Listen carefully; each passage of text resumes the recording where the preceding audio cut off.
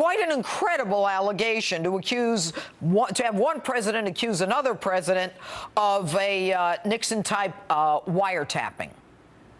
Yeah, but Judge, here's the issue. What we've seen from the previous administration is that they did spend time listening to conversations between then Senator Jeff Sessions and the ambassador to Russia while he was in his U.S. Senate office. If that were to take place, which supposedly did take place, what other conversations did they listen in on from the American public? That they were listening to conversations between then Senator Sessions and the Russian Ambassador Kislyak? Or are you talking about Mike Flynn and Kislyak?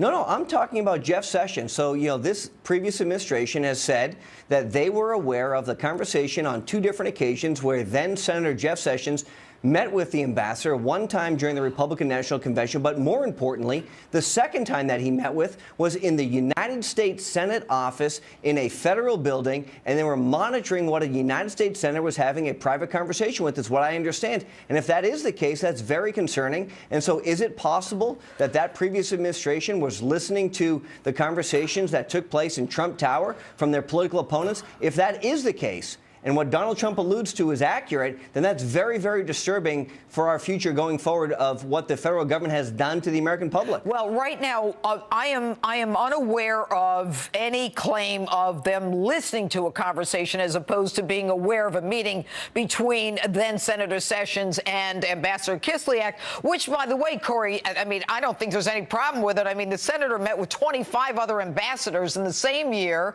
and there are public photographs of them together. I mean, no one's trying to hide anything, and he met with him as a senator. But I want to keep moving on this Watergate type thing.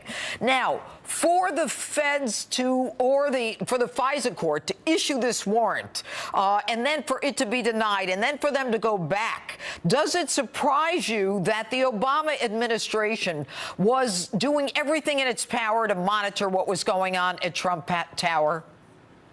Well, Judge, here's the problem. We don't even know for sure that the former Department of Justice under Attorney General Lynch actually applied for a FISA court warrant in June, which is what some of the mainstream media is reporting, and then was denied, and then applied for a second FISA warrant in October and potentially was granted that. If that did occur, that's very troubling. The fact that the Federal Intelligence Surveillance Act is being used to listen to political opponents of the President of the United States is very, very damaging, very dangerous. And just think for 1 second, just for one iota, if George W. Bush would have used the same thing to listen to Barack Obama when he was a candidate, when he was, spending time with people who have talked about bombing, a number of places, like Jeremiah Wright. Think of the outrage of the mainstream media if for 1 second President George W. Bush asked, or his Justice Department asked,